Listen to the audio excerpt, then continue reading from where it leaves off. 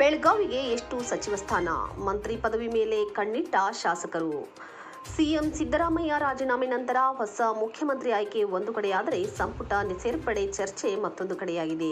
ಈ ಮಧ್ಯ ನೂತನ ಸಿಎಂ ಸಂಪುಟ ಸೇರಲು ಬೆಳಗಾವಿಯ ಕೆಲ ಶಾಸಕರು ಓಡಾಟ ನಡೆಸಿದ್ದಾರೆ. 3 ಬಾರಿ ಶಾಸಕರಾದ ಬೈಲಹೊಂಗಲ ಕ್ಷೇತ್ರದ ಶಾಸಕ ಮಹಾಂತೇಶ ಕೌಜಲಗಿ, ಸಿದ್ದರಾಮಯ್ಯನವರ ಆಪ್ತ ಬಳಗದಲ್ಲಿ ಗುರುತಿಸಿಕೊಂಡ ರಾಮದುರ್ಗ ಶಾಸಕ ಅಶೋಕ್ ಪಟ್ಟಣ ಶತಾಯಗತಾಯ ಮಂತ್ರಿ ಸ್ಥಾನ ಪಡೆಯಬೇಕು ಎಂಬ ಜಿದ್ದಿಗೆ ಬಿದ್ದಿದ್ದಾರೆ. ಇನ್ನು ಕಾಗವಾಡ ಶಾಸಕ ರಾಜು ಕಾಗೆ ಹಾಗೂ ಮಾಜಿ ಸಚಿವ ಪ್ರಕಾಶ್ ಹುಕ್ಕೇರಿ ಪುತ್ರ ಗಣೇಶ್ ಹುಕ್ಕೇರಿ ಅವರು ಸಚಿವ ಸ್ಥಾನದ ಪ್ರಬಲ ಆಕಾಂಕ್ಷಿಗಳಾಗಿದ್ದು, ಹೈಕಮಾಂಡ್ ಯಾರಿಗೆ ಅವಕಾಶ ನೀಡುತ್ತದೆ ಕಾದು ನೋಡಬೇಕಾಗಿದೆ. ಕಳೆದ ಬಿಎಸ್ ಯಡಿಯೂರಪ್ಪ ಹಾಗೂ ಬಸವರಾಜ ಬೊಮ್ಮಾಯಿ ಅವರ ಆಡಳಿತ ಅವಧಿಯಲ್ಲಿ ಬೆಳಗಾವಿ ಜಿಲ್ಲೆಗೆ ಭರ್ಜರಿ ಅವಕಾಶ ನೀಡಲಾಗಿತ್ತು. 5 ಜನರಿಗೆ ಸಚಿವ ಸ್ಥಾನ ನೀಡಿದರೆ 15ಕ್ಕೂ ಹೆಚ್ಚು ನಿಗಮ ಮಂಡಳಿ ಸೇರಿ ವಿವಿಧ ಸಾಂವಿಧಾನಿಕ ಹುದ್ದೆಗಳಲ್ಲಿ ಕ್ಯಾಬಿನೆಟ್ ದರ್ಜೆಯ ಸ್ಥಾನಮಾನ ನೀಡಲಾಗಿತ್ತು.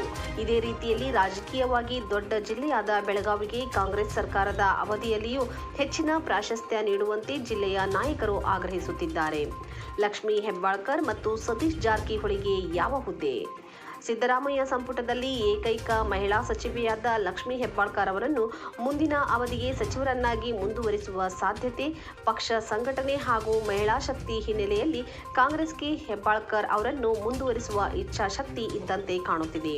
ಇನ್ನು ಲೋಕೋಪಯೋಗಿ ಸಚಿವ ಸತೀಶ್ ಜಾರಕಿಹೊಳಿ ಅವರಿಗೆ ಕೆಪಿಸಿಸಿ ರಾಜ್ಯಾಧ್ಯಕ್ಷ ಸ್ಥಾನ ನೀಡುವ ಸಾಧ್ಯತೆ ಇದ್ದು, ಇವರು ಸಚಿವ ಸ್ಥಾನದಿಂದ ದೂರ ಉಳಿಯುವ ಸಾಧ್ಯತೆ ಹೆಚ್ಚಿದೆ ಎಂದು ಹೇಳಲಾಗುತ್ತಿದೆ.